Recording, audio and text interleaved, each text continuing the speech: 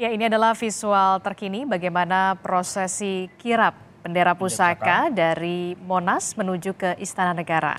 Ini juga cukup menarik karena ini yang ditunggu-tunggu Adisti dan juga saudara, bahwa dengan kirap bendera pusaka yang dilakukan ini juga dengan menggunakan kereta kencana Ki Jagakarsa kan. Ini juga menarik, nantinya dari bendera pusaka ini jam 10 nanti ini kita akan menantikan detik-detik pengibaran bendera pusaka seperti itu. Ya, seperti tadi yang dilaporkan oleh jurnalis Kompas TV, sudah ada Fedriska Ananda dan juga ada Cindy Permadi. Tahun ini pastinya lebih meriah karena apa? Ada yang berbeda. Ini merupakan bisa dikatakan perayaan ulang tahun yang dilakukan setelah pandemi. Setelah pandemi sudah tidak ada protokol kesehatan yang ketat seperti dulu. Bahkan jumlah pengunjungnya tadi dikatakan dari 2.500 naik sampai 8.000, lebih dari 3 kali lipatnya di sini juga saudara. Dan juga ini tentunya menjadi antusias masyarakat yang tidak bisa datang ke undangan ini tentunya bisa ngelihat tadi kalau kata Fedriska dibilang lihat di Videoton ada di kawasan Bundaran HI, ini juga bisa dilihat di sana untuk antusiasmenya. Ya, seperti yang terlihat di layar kaca kita, ini dia iring-iringan prosesi kirap, bagaimana prosesi kirap ini iring-iringannya juga menggunakan pakaian adat begitu. Tadi sudah ada dari Jawa, kemudian juga ada dari Papua begitu. Nah, ini juga menarik. Nanti untuk Presiden Joko Widodo kira-kira pakai baju adat apa ya? Ini kita main tebak-tebakan dapat sepeda nggak ya? Ini sebenarnya yang ditunggu juga. Nah, tadi juga dalam kirap bendera ini tadi juga sempat di-mention juga, diungkapkan juga bahwa dibawa oleh Purna Paskibraka 2022. Ada juga nih Purna Paskibraka 2022 yang hadir di sini. Kita akan janjikan tadi kan Adisi, boleh dikenalkan mungkin siapa aja yang hadir ini? Ya, di pagi hari ini tentu saja kita tidak berdua saja. Seperti janji kita sudah ada Profesor Komarudin Hidayat, merupakan Rektor Universitas Islam Internasional Indonesia. Selamat pagi, Profesor. Selamat pagi, Mbak Adis. Ya, dan selanjutnya ada siapa? Ada juga Purna Paskibraka 2022, yaitu Bramantia Rizky Wiratama. Selamat pagi. Selamat pagi. Agak tegang ya kayaknya, padahal lagi nggak tugas lagi. Keren, pemimpin masa depan. Iya, bangga loh pastinya ya. Nah, aku mau tanya ke Mas Bram dulu. Mas Bram, tadi berarti satu letting ya dengan yang juga membawa baki ya, pembawa baki kirap. Yang di kereta kencana. Ya, bisa diceritakan seperti apa sih? Latihannya? Iya. Oke, kalau latihan kami itu memang tempatnya sudah di setting sedemikian rupa sama persis dengan istana. Jadi waktu tugas itu hanya seperti pindah lokasi aja, jadi sama. Hanya perbedaannya kami disaksikan langsung oleh Bapak Joko Widodo langsung. Dan proses kami latihan sangat panjang, kisaran 30-50 hari, seperti itu.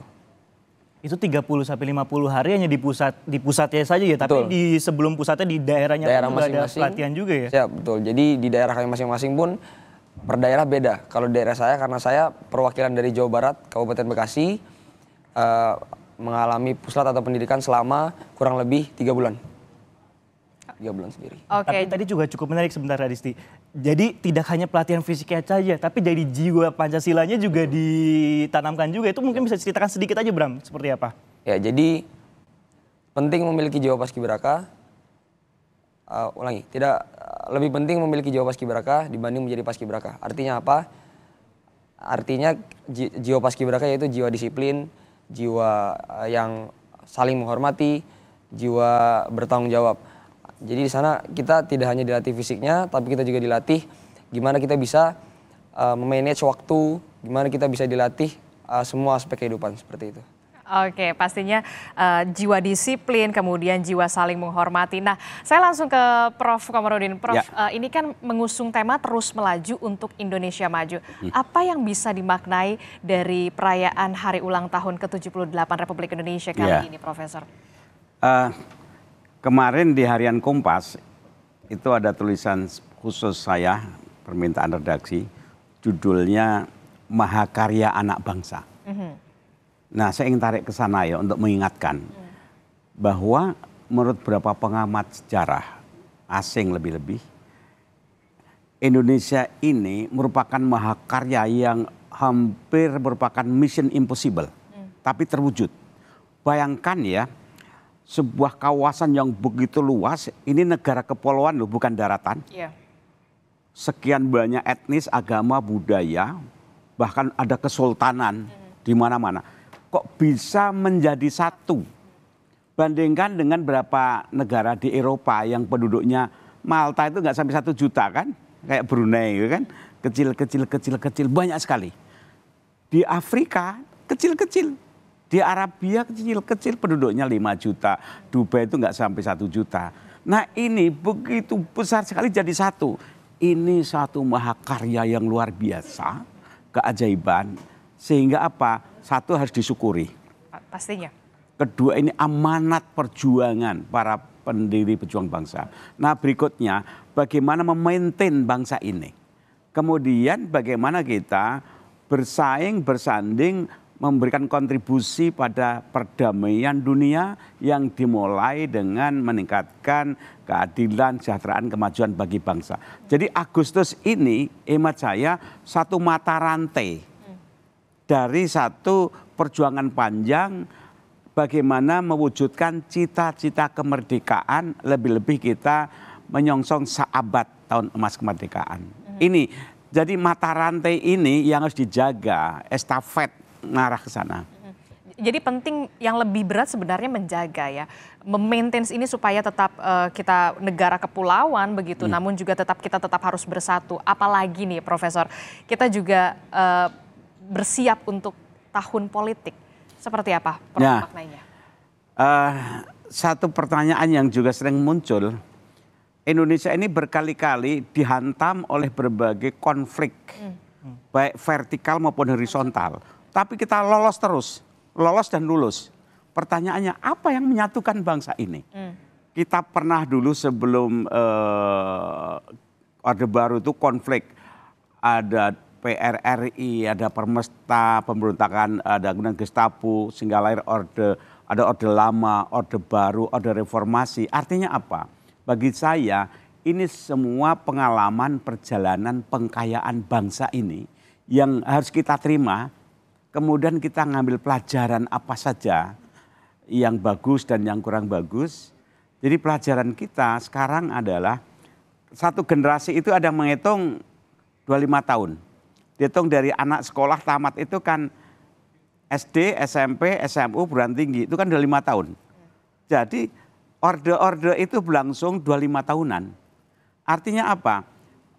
Menyongsong tahun 45, seabad ini, berarti kita satu generasi. Nah sekarang bagaimana semua aset demografis, aset politik, pengalaman sejarah, sekarang kita masuk G20. Bagaimana ini di-maintain, diorkestrasi, diberdayakan sehingga menjadi kekuatan bangsa yang solid untuk take off. Ini satu pesan penting, jangan sampai gini, perjalanan bangsa menurut kajian sejarah itu kan siklus naik, spiral, jadi naik tapi kadang turun dikit, ada tikungan, naik lagi tikungan dikit. Jangan sampai kita ini terjebak pada tikungan-tikungan yang melupakan roadmap yang besar untuk perjalanan bangsa ini. Jadi kalau toh ribut-ribut, namanya juga keluarga ya, tikungan-tikungan. Pasti ada masalahnya. Tapi jangan merusak, menutup aset roadmap jangka besar dari bangsa yang besar ini. Gitu. Berarti jelang Pilpres nanti ini menjadi salah satu hal tikungan juga ya sebenarnya Prof ya. Karena kan tadi juga kalau kita baca nih tulisannya Prof Mahakarya, anak bangsa, Indonesia is the unlikely nation seperti itu. Iya. Nah ini untuk mengatasi tikungan-tikungannya ini akan seperti apa Prof di jelang tahun politik di 2024 mendatang?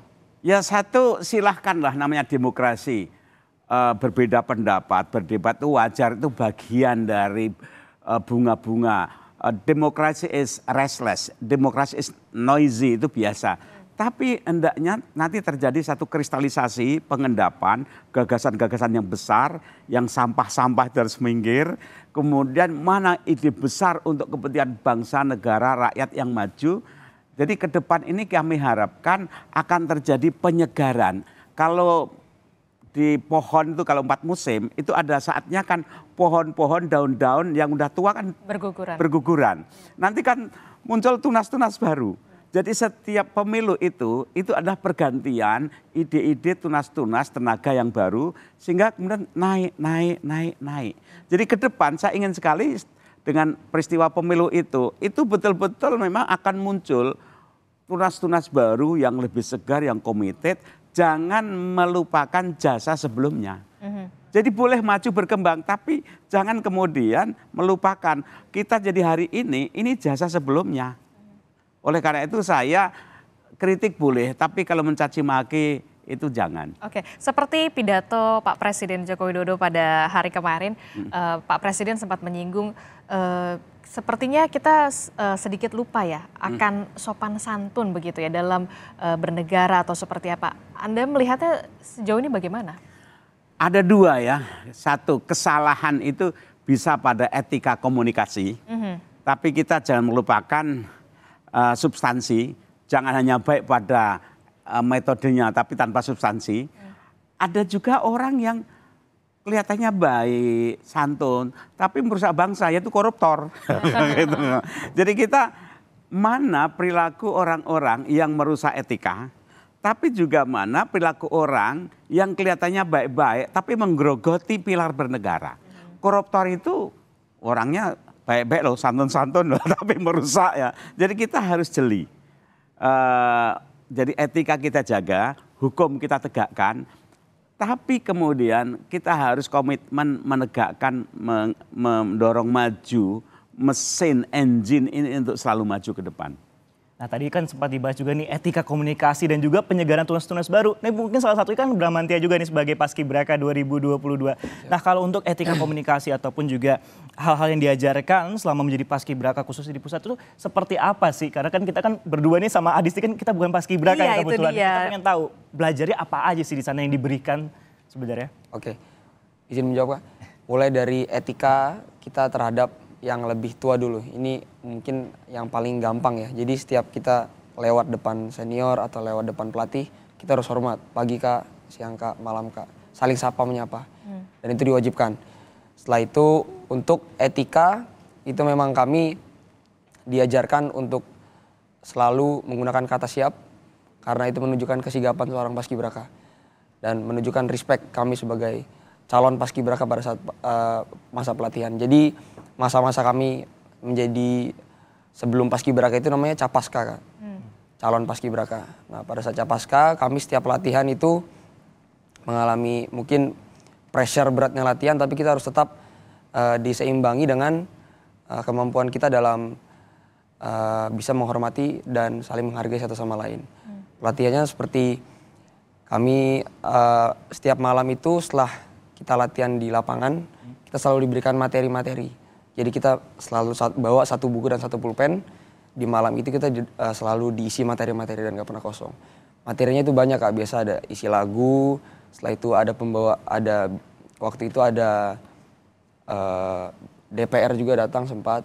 Setelah itu kita juga diajarkan bagaimana kita bisa bersikap di dalam masyarakat. Oke, ini kalau tidak salah pelatihannya berarti karantinanya di Cibubur ya? Cibubur, itu betul. selama berapa hari dan seperti apa sih pengalamannya selama di sana? Untuk di Cibubur sendiri itu dari tanggal 15 Juli.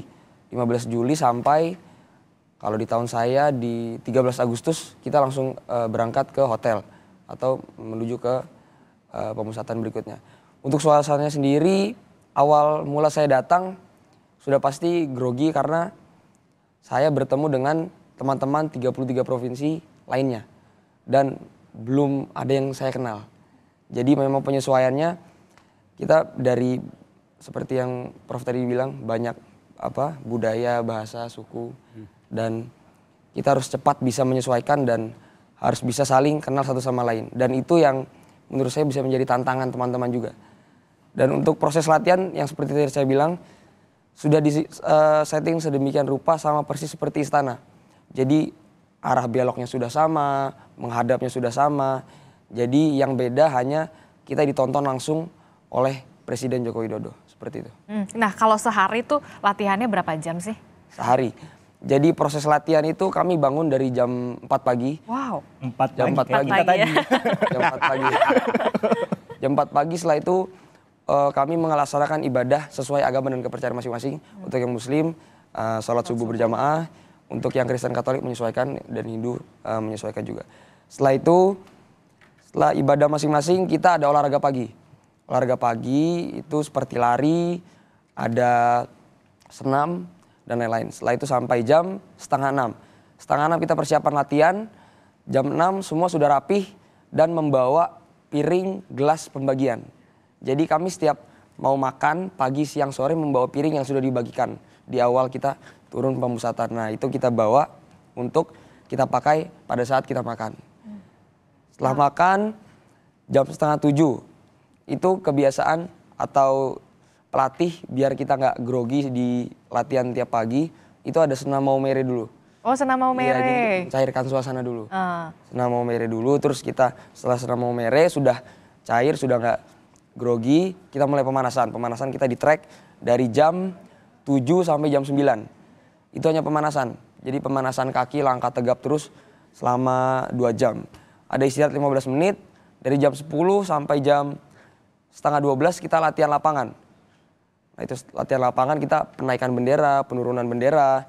Setelah itu istirahat, jam 12 selesai, 12:30 sampai 12:30 kita istirahat. Mulai lagi dari jam 1 sampai 2:30 sebelum asar. Itu kita latihan penaikan penurunan bendera lagi. Setelah itu kita setelah latihan kita ada istirahat untuk melaksanakan ibadah sholat asar. Setelah itu lanjut lagi dari jam 3:30 sampai jam 5:30.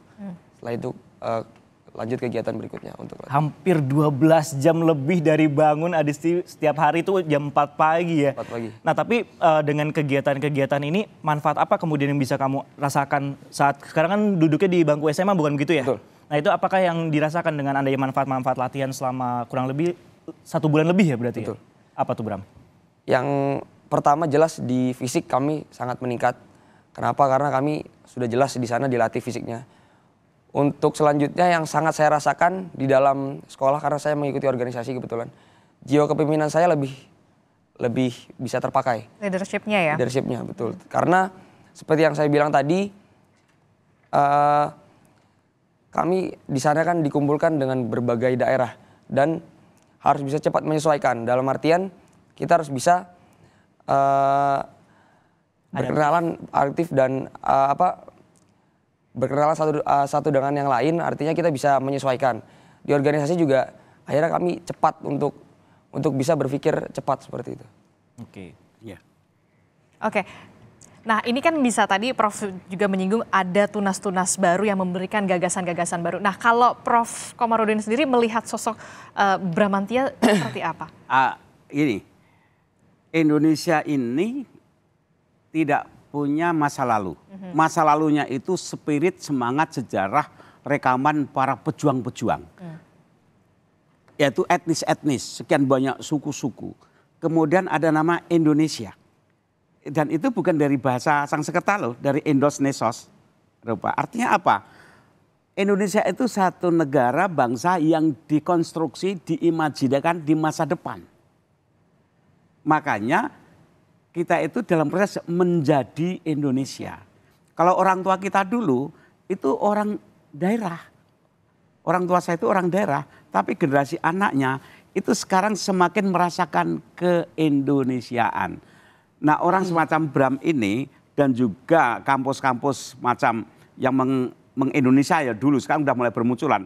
UI, ITB, IPB, Gajah Mada, itu kampus-kampus yang merupakan eskalator yang mempertemukan putra-putra terbaik daerah bergaul di situ, pergaulannya lintas, sehingga mereka menjadi generasi baru anak Indonesia. Dilanjutkan dengan perkawinan, lanjutkan kemudian anak cucu. Jadi anak cucu itu semakin merasa meng-Indonesia karena mereka produk dari cross cultural marriage, generasi hibrida yang semakin meng-Indonesia. Nah orang seperti Bram yang bertemu di Paskibra dan sebagainya, ini bagus, ikatan keindonesiaan semakin kuat. Sementara kalau kakek nenek kita kan ikatan suku masih kental. Anak-anak muda sekarang ini tidak. Semakin kuat Indonesia. Nah ini bagus sekali. Oleh karena itu bagaimana anak baru-baru yang seperti angkatan Bram ini mendapatkan pendidikan yang bagus, tetap cinta pada budaya Nusantaranya. Jadi sejarah ini penting sekali untuk tahu biar kita nggak lupa sejarah.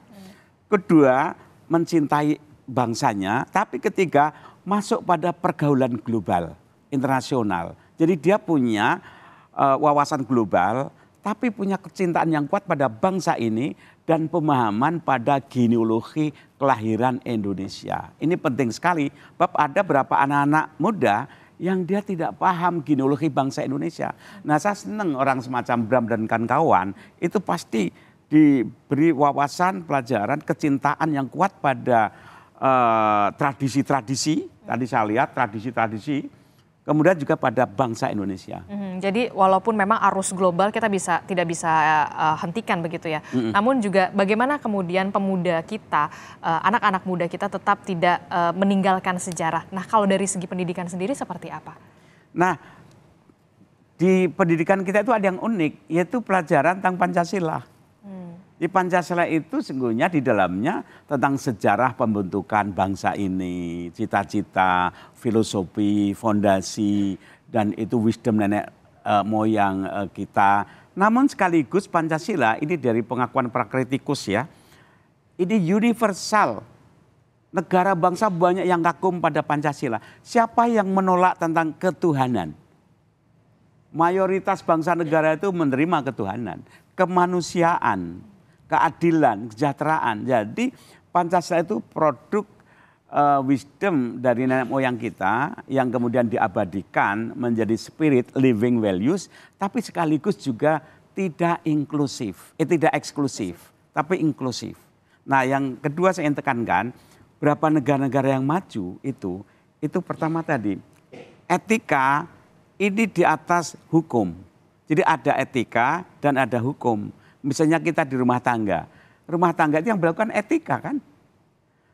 Di Jepang itu menarik, kalau ada orang melanggar etika, nggak usah dibawa ke pengadilan, dia mundur. Rasa bahkan malu. Nah sekarang bagaimana ke depan hukum ditegakkan, tapi etika ini juga bareng bersama hukum. Beriring. Berjalan bersama begitu. Iya. Tapi kan generasi juga berubah ya Adisti dan juga saudara. Ini generasinya dari Adisti ataupun ke Bram ini juga berubah. Nih bagaimana untuk kontribusinya untuk Indonesia di generasi yang baru ini seperti Bram ini, Prof? Ada yang tetap, ada yang berubah. Semua bangsa besar itu punya nilai-nilai yang punya akar kebangsaan yang nggak berubah. Oke. Nah, ini dia kita lihat bersama dulu ya Prof dan juga Bram bagaimana situasi dan juga kondisi iring-iringan prosesi kirap ini nampaknya sudah sampai ataupun tiba di Istana Merdeka. Nah ini cukup menarik ya Disi, kalau saya nih kemarin atau tahun lalu ini mengikuti kirap ini. Oh iya, Francisco penugasan di sana ya. Penugasan di sana itu saat penurunan ini saya akhirnya bisa ngelihat langsung nih saat detik-detik menuju ke istana ataupun menuju ke pengibarannya. Takjub nggak? Takjub sekali, ini jauh lebih lama benar. Tadi udah lebih dari 15 menit sampai 20 menit ini dari Monas kemudian menuju ke Istana Merdeka. Nah ini kita mulai melihat nih baju adat semua terhampar semua dari para undangan. Ini ada 8.000 orang. Terus kita juga masih tebak-tebakan nih Presiden Jokowi pakai baju adat apa sebenarnya. Ini ada euforia kebangsaan kan. Kebanggaan. Kalau tontonan sepak bola kan euforia pertandingan. Tapi ini ada euforia kebanggaan, rasa kecintaan ini, suasana ini. Ini yang kemudian pasti kita kalaupun di rumah menonton juga wah decak kagum pasti ya. Lebih-lebih yang hadir di sana kan. Iya pastinya. Atau apalagi mungkin Bram juga yang kemarin ini ikut yang di rumah senang kalau yang paskibraka lagi grogi banget ini. Seperti apa groginya? Wah nggak bisa diceritakan. Apa sih yang ada di pikiran kamu pada saat itu? Aduh tugasnya bener nggak ini ya tugasnya. Ditonton se-Indonesia ya. Iya karena semua mata Presiden, tertuju menteri, ya. Tapi ini juga jadi pengalaman menarik juga mungkin untuk Bram juga ya. Karena nggak semua orang bisa untuk menjadi paskibraka dengan seleksi yang banyak dan hanya terpilih dari masing-masing daerah dan provinsi cuman dua putra. Satu putra dan satu putri. Kalau untuk Bram sendiri ini penugasannya di pasukan yang mana? Saya di pasukan 8. Pasukan Jadi 8. Di tiang bendera. Oh di tiang. Jadi paskibraka itu terbagi pasukan 17, 8 dan pasukan 45. Diambil dari hari kemerdekaan 17 Agustus tahun 45. Jadi pasukan 17 itu pengawal isinya paskibraka, pasukan 8 paskibraka juga tapi untuk mengibarkan bendera. Jadi yang di tiang itu namanya pasukan 8. Okay. Dan kamu masuk di pasukan 8. Nah itu berarti pengumumannya kan ini ya tidak langsung begitu kan? Yeah. 1 hari sebelumnya kalau tidak salah ya? Atau Hamin 2 jam. Hamin 2 jam. Itu gimana tuh? Jadi kalau untuk masalah posisi kami sudah semuanya harus siap. Iya, semuanya harus siap. Jadi nggak ditentukan, Bram kamu sebagai pengerek, Bram kamu sebagai ini, enggak. Jadi memang kami harus selalu siap. Yang ditentukan hanya main pagi dan sorenya aja. Jadi kebetulan saya tim Pancasila Tangguh. Dan satunya Pancasila Sakti. Saya ditentukan menjadi pagi. Nah itu yang ditentukan hanya pagi dan sorenya aja. Hamin 2 jam. Berarti benar-benar harus adaptif benar Adisti. Karena hamin 2 jam bisa yang tim 17, 8, dan 45 ini kalau ngelihat kayak gini nih udah mulai makin deg-degan pasti ya Bram Jadi ya. saya ditaruh di paling belakang bisa. Oke.